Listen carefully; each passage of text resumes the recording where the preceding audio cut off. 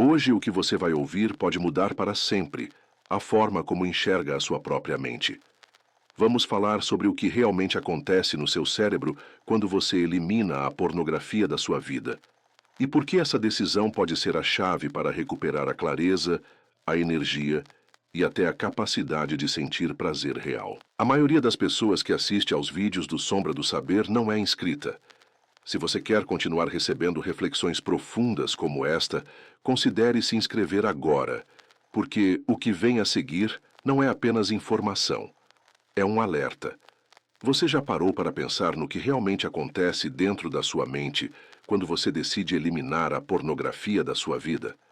Não estou falando apenas de mudanças superficiais, como mais tempo livre ou menos distrações. Estou falando de algo muito mais profundo, invisível, mas extremamente poderoso. A reconfiguração silenciosa do seu cérebro.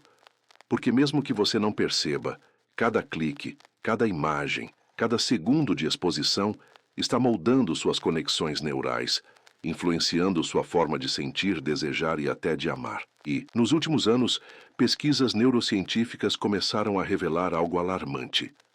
A pornografia, especialmente no formato ultra rápido e disponível 24 horas por dia na internet, não apenas estimula, mas também condiciona o cérebro a buscar doses cada vez mais altas de dopamina. É como um vício químico sem substância física, mas que sequestra os mesmos circuitos de recompensa que drogas como cocaína e metanfetamina. E a consequência disso é devastadora. O fenômeno é tão silencioso quanto destrutivo. Pessoas comuns, que começaram apenas por curiosidade ou tédio, passam a experimentar tolerância. Ou seja, precisam de estímulos cada vez mais intensos para sentir o mesmo prazer. E é aqui que o perigo se expande para territórios sombrios. Psicólogos e autoridades têm observado um crescimento preocupante de distúrbios ligados à sexualidade, incluindo casos extremos de pedofilia e crimes sexuais que encontram combustível nesse ciclo de dessensibilização e busca por estímulos inéditos.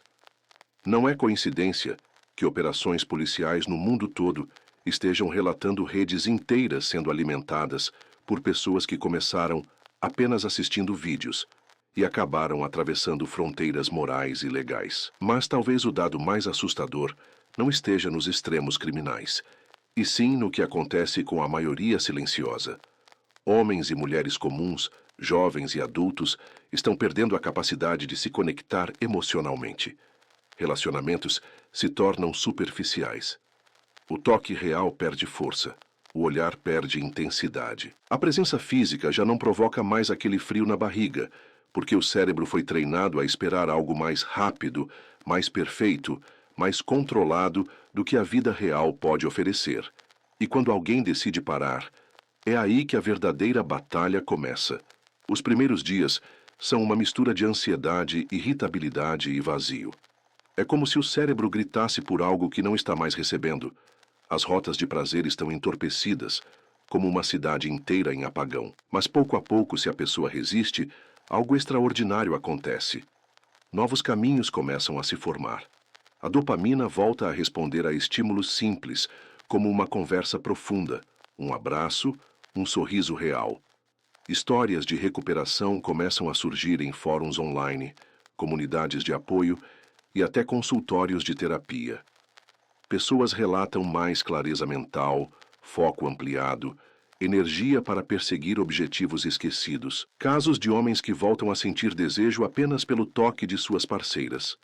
Mulheres que redescobrem o valor do afeto e da intimidade natural. Adolescentes que, após meses longe da pornografia, percebem que a ansiedade social e a apatia começaram a diminuir. Porém, essa jornada não é linear. Há recaídas, há tentações, há dias em que a mente tenta sabotar todo o progresso.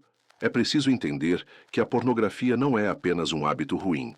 É um sistema projetado para manter você preso. Plataformas exploram algoritmos que empurram conteúdos cada vez mais ousados, sempre visando prolongar o tempo de exposição e reforçar o vício. É uma indústria bilionária, com equipes inteiras, estudando como capturar e manter a atenção humana, pouco se importando com os efeitos colaterais na saúde mental e emocional. E aqui está a verdade que poucos querem ouvir. Ao cortar a pornografia, você não está apenas se livrando de um hábito. Você está travando uma guerra contra um sistema inteiro. Está dizendo não a empresas que lucram com sua fragilidade. Está escolhendo reconstruir conexões neuronais que estavam sendo corroídas. Está recuperando a capacidade de se encantar com o mundo real, com pessoas reais, com experiências autênticas. Mas há um detalhe que precisa ser dito.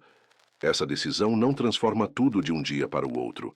O cérebro humano é plástico, sim, mas exige tempo e consistência. Especialistas estimam que pode levar meses para que os receptores de dopamina voltem a níveis equilibrados e para que a sensibilidade emocional seja restaurada. É por isso que tantos desistem no meio do caminho, não porque seja impossível, mas porque a dor da abstinência é real. A boa notícia é que existe um ponto de virada. Aquela fase em que de repente você percebe que acorda com mais disposição, que sente prazer em coisas pequenas, que se concentra por mais tempo em uma tarefa. É como se a névoa mental começasse a se dissipar e a vida, com todas as suas cores e nuances, voltasse a brilhar. Essa é a parte que poucos experimentam, porque poucos persistem. E é também a prova mais concreta de que sim, é possível curar a mente do vício digital. Não importa quantos anos você passou preso a ele, seu cérebro pode reaprender. Mas a primeira e mais difícil decisão é simples e brutal: parar. E parar, nesse caso, não é apenas deixar de abrir um site ou aplicativo. É mudar a forma como você lida com tédio, solidão, estresse. É trocar o prazer instantâneo pela construção lenta de algo real. É entender que a verdadeira liberdade não está em ter acesso a tudo, mas em não precisar de nada para se sentir completo. Nos próximos minutos, vamos explorar juntos não só as transformações químicas e emocionais que acontecem dentro de você sem pornografia, mas também as estratégias práticas para resistir às tentações e reprogramar sua mente para o prazer saudável. Porque, no fim, essa não é apenas uma luta contra um hábito. É uma luta pelo controle da sua própria vida. A decisão de eliminar a pornografia da vida não é um ato isolado. Ela se transforma em um processo, e esse processo revela verdades incômodas que muitos preferem ignorar. Nos primeiros dias, a ausência do estímulo cria um vazio quase palpável. É como se uma parte do seu cérebro estivesse constantemente pedindo algo e você negasse. Esse conflito interno desperta uma batalha silenciosa, que não se trava com gritos ou gestos, mas com pensamentos insistentes e lembranças que surgem sem serem convidadas. A ciência explica que, após anos de exposição, o cérebro constrói verdadeiros atalhos de prazer, ligações neurais rápidas e automáticas que levam ao consumo do conteúdo. Quando esses atalhos deixam de ser usados, o cérebro, em sua busca por eficiência, tenta reativá-los. É aí que surgem as tentações, as lembranças e até sonhos vívidos com cenas que você julgava esquecidas. É uma prova clara de que a memória do vício é duradoura e que se livrar dele exige mais do que simples força de vontade. Nos últimos anos, especialistas em comportamento têm observado algo inquietante. O acesso fácil à pornografia online não apenas molda o desejo, mas também altera a forma como o cérebro responde ao prazer cotidiano. Isso é visível em consultórios de psicologia, onde jovens de pouco mais de 20 anos relatam dificuldades para sentir atração real por parceiros de carne e osso, enquanto passam horas imersos em fantasias digitais. É visível em estatísticas de saúde mental que mostram aumento na ansiedade social e na depressão entre usuários compulsivos. É visível até mesmo em manchetes de jornais, com casos extremos de distúrbios que levaram pessoas a cruzar limites morais e legais, algo que começou com uma suposta curiosidade inocente. Esse padrão não se restringe a um grupo específico. Ele se espalha entre homens e mulheres, adolescentes e adultos, independentemente de classe social. É um fenômeno global. Psicólogos alertam que a banalização da sexualidade por meio da pornografia cria um cenário perigoso, onde o corpo humano é visto como objeto e o afeto como algo descartável. O impacto disso é profundo e vai muito além do que qualquer estatística pode registrar. Ao abandonar o consumo, cada pessoa descobre rapidamente que não está apenas enfrentando a ausência do conteúdo, mas sim a necessidade de reaprender a sentir. Pequenos gestos, antes ignorados, voltam a ter significado. Uma conversa com profundidade começa a gerar um calor diferente no peito. O toque de mãos, um sorriso inesperado, até mesmo a espera por um encontro real, ganham um valor que havia sido perdido. É a prova de que a mente, quando liberta, pode reprogramar-se para encontrar prazer em experiências autênticas. Mas esse processo de reprogramação não acontece sozinho. É preciso criar novas fontes de recompensa. E aqui cada um precisa encontrar seu próprio caminho. Pode ser a prática de um esporte, a leitura de um livro envolvente, a dedicação a um projeto criativo, o contato com a natureza. Esses novos hábitos não apenas ocupam o tempo que antes era consumido pelo vício, mas também ensinam o cérebro a buscar prazer de formas mais saudáveis e sustentáveis. Há, contudo, um obstáculo invisível: a própria internet. O mesmo ambiente que oferece conhecimento, conexão e oportunidades é também o território onde o vício nasceu e cresceu. Basta um deslize, um clique impensado, para que semanas ou meses de progresso sejam comprometidos. É por isso que tantos que tentam abandonar o hábito acabam voltando, muitas vezes com mais intensidade do que antes. Essa recaída é chamada por especialistas de efeito rebote e pode ser emocionalmente devastadora. Não é apenas a perda do progresso, é a sensação de fracasso que acompanha a queda. Alguns relatos recentes mostram que, para evitar recaídas, muitos recorrem a bloqueadores de conteúdo, filtros no navegador e até mesmo ao desligamento temporário de redes sociais. Outros buscam grupos de apoio online ou presenciais, onde a troca de experiências e estratégias cria um senso de comunidade. É nesse compartilhamento que muitos encontram força para continuar. Ouvir alguém que já passou pelo mesmo caminho e superou o vício traz esperança real. E, em alguns casos, funciona melhor do que qualquer terapia individual. Ainda assim, há um ponto crucial que precisa ser dito. Se livrar da pornografia não é apenas uma questão de autocontrole, é também um ato de autoconhecimento. É encarar de frente as razões pelas quais você buscou esse tipo de estímulo: tédio, solidão, ansiedade, trauma. O conteúdo é apenas o sintoma visível. A raiz está mais profunda, e quem não a enfrenta corre o risco de substituí-lo por outro vício tão nocivo quanto.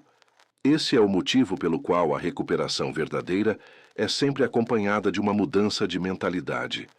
Ao longo dos próximos minutos, vamos explorar exatamente como essa transformação mental acontece, como a neurociência explica a plasticidade do cérebro nesse processo e quais sinais indicam que a recuperação está avançando. Porque, embora o caminho seja árduo, cada passo é uma prova de que sua mente pode voltar a ser livre e que a vida sem pornografia não é apenas possível, mas infinitamente mais rica.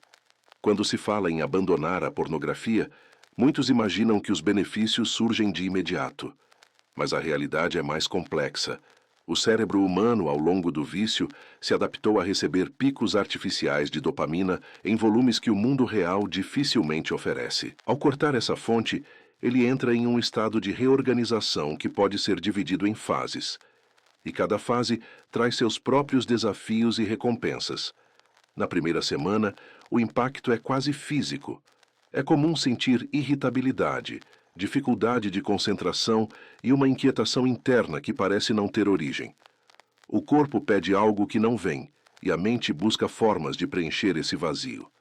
É nesse momento que muitas recaídas acontecem, não porque a pessoa não tenha força, mas porque subestima a intensidade da abstinência. É como se um ruído constante, imperceptível antes, se tornasse ensurdecedor. Entre a segunda e a quarta semana, algo curioso acontece. O desejo de voltar ao hábito pode se tornar ainda mais forte. É o chamado pico de abstinência, um período em que o cérebro tenta, de todas as formas, recuperar aquela fonte de prazer instantâneo. Sonhos mais vívidos e pensamentos intrusivos se tornam frequentes. Para quem não está preparado, essa fase parece um retrocesso, mas na verdade é um sinal de que o cérebro está tentando se reajustar. Após cerca de 2 meses, começam a surgir as primeiras vitórias concretas. A clareza mental retorna em ondas. Pequenas coisas voltam a provocar satisfação genuína. Ouvir uma música, caminhar ao ar livre, ter uma conversa sem pressa. É também o momento em que a percepção sobre o outro se transforma. Pessoas que antes eram vistas apenas como objetos de desejo passam a ser enxergadas em sua complexidade, com emoções, histórias e vulnerabilidades. É uma mudança silenciosa, mas profunda. Ao longo desse processo, porém, o ambiente ao redor continua sendo um campo minado. Redes sociais, anúncios, algoritmos, todos operam para capturar sua atenção. Não é coincidência que plataformas digitais explorem justamente os mecanismos de recompensa que o vício fortaleceu. É por isso que, para muitos, a jornada envolve não apenas eliminar a pornografia, mas também redefinir a relação com a internet. Reduzir tempo de tela, selecionar com cuidado o que se consome, criar barreiras para evitar deslizes. Cada decisão é uma forma de proteger o progresso conquistado. Casos da atualidade ilustram bem esse cenário. Em diferentes países, estudos e reportagens mostram o crescimento de distúrbios de comportamento ligados ao uso excessivo de pornografia online. Não se trata apenas de crimes ou situações extremas, embora eles também existam, mas de um declínio sutil na capacidade de manter relacionamentos saudáveis, de manter foco no trabalho, de se sentir satisfeito com experiências simples. É um problema silencioso, mas presente em todas as camadas da sociedade. E quando alguém consegue atravessar os primeiros 6 meses, o quadro muda de forma mais evidente. As respostas do cérebro ao prazer natural começam a se estabilizar. A ansiedade social diminui. O sono melhora. O humor se torna mais constante. Muitos relatam que o tempo parece voltar a fluir de maneira diferente, como se antes a vida fosse uma sequência de impulsos e agora se transformasse em um ciclo mais calmo e equilibrado. É também nesse ponto que alguns percebem que o vício não definia apenas seus hábitos, mas também suas decisões, sua autoestima e até sua visão de mundo. Essa constatação leva a uma reflexão inevitável. O que mais na vida foi moldado por estímulos artificiais? Quantos sonhos foram adiados porque a mente estava ocupada com gratificações momentâneas? Quantas conexões reais foram perdidas? Essa é uma pergunta que não tem resposta simples, mas que, uma vez feita, raramente é esquecida. Ao entender esse processo, fica claro que eliminar a pornografia não é apenas parar de assistir, é reconstruir o modo como a mente lida com prazer, desejo e recompensa. É, em última análise, recuperar o controle sobre o que realmente importa. E, a cada semana sem o vício, esse controle se fortalece. Quando olhamos para o problema individualmente, ele já é assustador. Mas quando ampliamos a lente e enxergamos o cenário coletivo, percebemos que o vício em pornografia não é apenas uma questão pessoal. É um fenômeno que está moldando toda uma geração. As consequências estão espalhadas por escolas, universidades, empresas e até dentro das famílias de forma tão silenciosa que muitos nem percebem o tamanho da transformação. Nunca antes na história, a sexualidade esteve tão acessível, tão disponível e tão desconectada da realidade física. O que antes exigia contato humano, envolvimento e contexto, hoje é entregue em segundos, embalado por algoritmos que aprendem exatamente o que prende a atenção. Essa facilidade cria um padrão de consumo que atravessa idades, fronteiras e culturas, e que, inevitavelmente, redefine o que as pessoas esperam umas das outras. Em escolas, professores relatam mudanças preocupantes no comportamento de adolescentes. Meninos e meninas demonstram dificuldade em lidar com interações reais, com o constrangimento natural que faz parte do amadurecimento. Muitos pulam etapas do desenvolvimento emocional, criando relações superficiais ou distorcidas. A pressão por perfeição física, impulsionada por imagens manipuladas e irreais, gera inseguranças profundas. É um ciclo em que a comparação constante corrói a autoestima e a capacidade de se aceitar. No ambiente de trabalho, as consequências são mais sutis, mas igualmente nocivas. A falta de foco, a perda de motivação e a dificuldade em lidar com frustrações estão cada vez mais associadas ao consumo excessivo de estímulos rápidos, e a pornografia é um dos mais poderosos entre eles. Estudos recentes apontam para uma ligação entre vícios digitais e a queda na produtividade. Não apenas por causa do tempo perdido, mas pela forma como o cérebro é treinado a buscar recompensas instantâneas, incapaz de sustentar esforços prolongados. Dentro das famílias, o impacto é ainda mais profundo. Relacionamentos esfriam, conversas se tornam raras e o afeto é substituído por distrações digitais. Casais relatam distanciamento emocional e físico, muitas vezes sem entender que a raiz do problema está no consumo constante de estímulos artificiais. O vício corrói a intimidade e mina a confiança, criando um abismo difícil de atravessar. E, quando o assunto é descoberto, a sensação de traição é acompanhada por uma ferida emocional que pode levar anos para cicatrizar. O efeito mais devastador, no entanto, está na normalização desse consumo. A indústria se disfarça de entretenimento, mas opera como qualquer outra que lucra com dependências humanas. Investimentos bilionários são feitos para tornar os conteúdos cada vez mais viciantes, explorando fraquezas psicológicas e emocionais. Não se trata apenas de atender à demanda, trata-se de criar e expandir essa demanda, moldando gostos e limites ao longo do tempo. É nesse ponto que se torna impossível ignorar a questão. Até que ponto essa exposição está moldando não apenas indivíduos, mas a própria cultura? Como será a próxima geração, criada em um ambiente onde a sexualidade é filtrada, roteirizada e manipulada por interesses comerciais? O que significa crescer acreditando que a intimidade é algo que se consome e não algo que se constrói? A resposta a essas perguntas não é simples, mas é urgente, porque cada ano que passa, mais jovens entram nesse ciclo antes mesmo de compreenderem plenamente o próprio corpo e suas emoções. E cada adulto que decide não enfrentar o vício contribui, mesmo sem querer, para perpetuar um sistema que não tem interesse em libertar ninguém. Ao reconhecer isso, a jornada individual ganha um peso maior. Parar de consumir pornografia não é apenas um ato de autopreservação, é também um ato de resistência cultural. É dizer não a um modelo que lucra com a degradação emocional e psicológica das pessoas. É recuperar a capacidade de escolher com clareza o que alimenta a mente e o coração. E embora essa batalha seja árdua, cada vitória pessoal se torna uma semente de mudança coletiva. Quando alguém se liberta, influencia mesmo que indiretamente as pessoas ao redor. Quando um relacionamento se reconstrói, ele se torna exemplo de que é possível. Quando um jovem aprende a valorizar o contato humano e o afeto genuíno, ele carrega isso para a vida adulta, quebrando o ciclo. Essa é a verdadeira dimensão dessa escolha.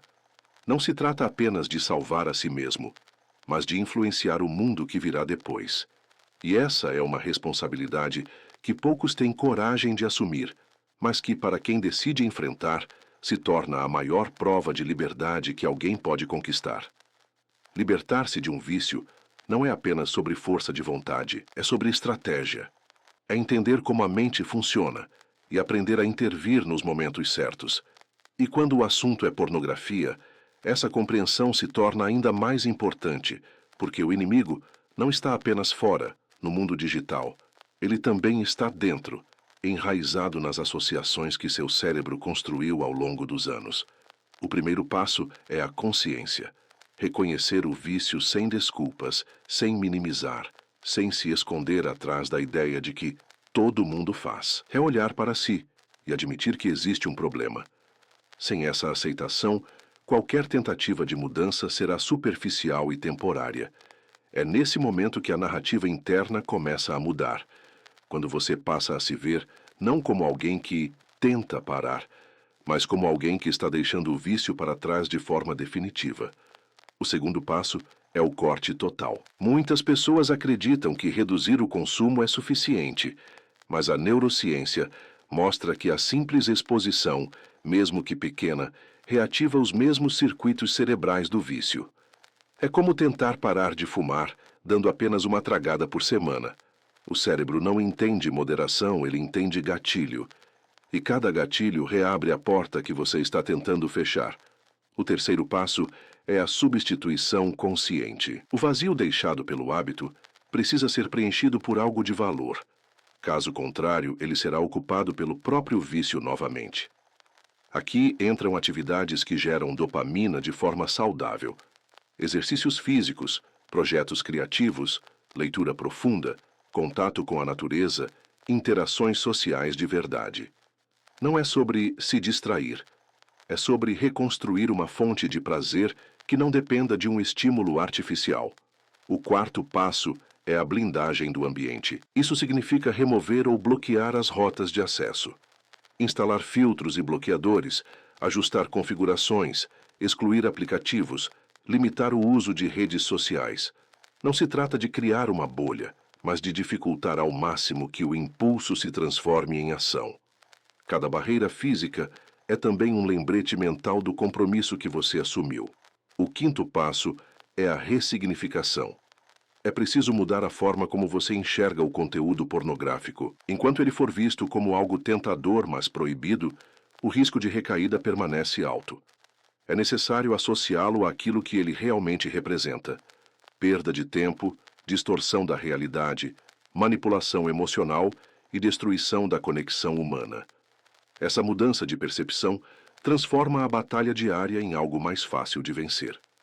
O sexto passo é a paciência. A recuperação não é linear.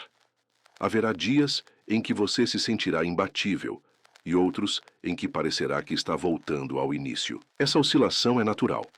Cada queda deve ser tratada como um aprendizado, não como uma derrota final. O importante é manter a direção e não permitir que um deslize se transforme em um retorno completo ao vício. Por fim, o sétimo passo é o fortalecimento mental contínuo. Ler sobre o assunto, participar de grupos de apoio, compartilhar sua jornada. O conhecimento é uma arma poderosa, e quanto mais você entende sobre o funcionamento do vício, mais preparado está para vencê-lo. Essa é uma luta que exige vigilância, porque o inimigo sabe esperar. Mas com o tempo, a tentação perde força e o controle sobre a própria mente deixa de ser um esforço e se torna um estado natural. Essa reconstrução não é apenas sobre eliminar um hábito destrutivo. É sobre recuperar algo muito maior: a liberdade de escolher, de sentir, de viver de forma plena. É sobre olhar para o mundo sem filtros distorcidos e para si mesmo sem a sombra constante de um vício que molda pensamentos e comportamentos. Cada pessoa que percorre esse caminho carrega dentro de si a prova viva de que é possível mudar. Não importa o quão fundo o vício tenha chegado, a mente humana tem uma capacidade extraordinária de se regenerar. Mas essa regeneração só acontece para aqueles que se comprometem de verdade. Há um momento na jornada de quem decide abandonar a pornografia em que o silêncio se torna ensurdecedor.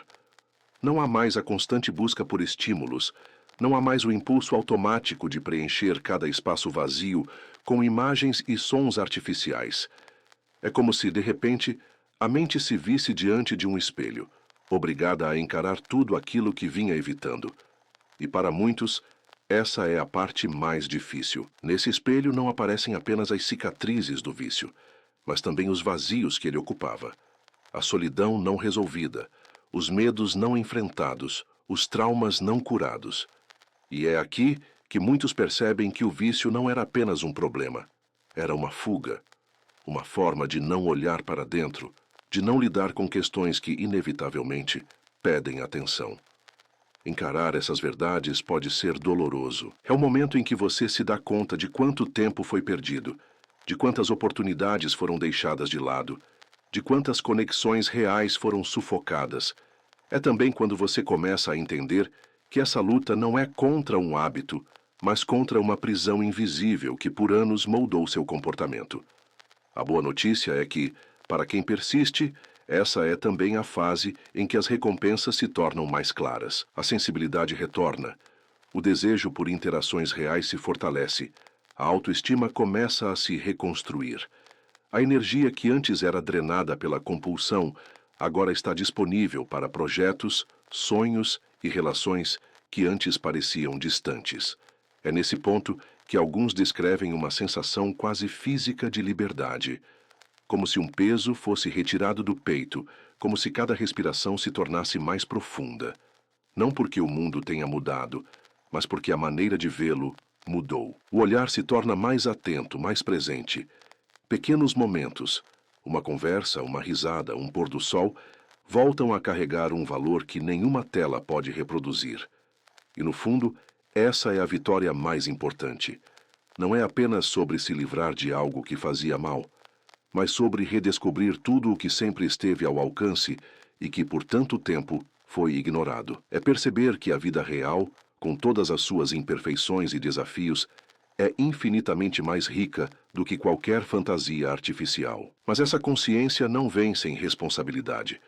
Quem chega até aqui carrega o dever de proteger essa liberdade, porque o vício é paciente, e basta um descuido para que ele encontre uma brecha e volte a se instalar. É por isso que a vigilância é constante e o compromisso com a própria mente deve ser renovado todos os dias. No fim, a jornada de libertação da pornografia não é apenas sobre se afastar de algo destrutivo, é sobre construir uma vida tão plena, tão significativa, que não haja mais espaço para que esse vício volte a entrar. É sobre escolher, a cada dia, a realidade em vez da ilusão. E essa escolha, embora difícil, é a única que leva a uma liberdade verdadeira e duradoura. Chegar até aqui é mais do que resistir, é renascer. É caminhar por um território onde cada passo exige coragem, onde a escuridão do hábito antigo ainda sussurra ao fundo, mas a luz da liberdade começa a iluminar o caminho. É olhar para trás e ver não apenas o que foi deixado, mas o que foi reconquistado. Clareza, foco, energia, sensibilidade. Você descobre que o verdadeiro poder não está na força para se segurar diante da tentação, mas na transformação silenciosa que acontece dentro da mente. Porque quando a pornografia deixa de ser uma opção, o espaço que ela ocupava é preenchido por algo muito maior. A capacidade de viver de forma plena e consciente. Essa jornada não é para todos. Ela exige mais do que simples desejo de mudança. Exige disciplina, paciência e um compromisso inabalável consigo mesmo. Mas para quem chega até o fim, a recompensa é incomparável. Liberdade. Uma liberdade que não pode ser comprada, vendida ou entregue por terceiros. Ela só pode ser conquistada. E quando você percebe que já não precisa do vício para se sentir vivo, entende que venceu a batalha mais importante de todas, a batalha contra si mesmo. Se você ficou comigo até este momento, é porque algo dentro de você reconhece a verdade desta mensagem. Então, não deixe esse conhecimento morrer aqui. Inscreva-se agora no canal Sombra do Saber, ative o sino das notificações e compartilhe este vídeo com alguém que precise ouvir isso hoje. Porque a mudança começa com uma decisão. E às vezes, tudo o que alguém precisa para mudar é ouvir as palavras certas na hora certa.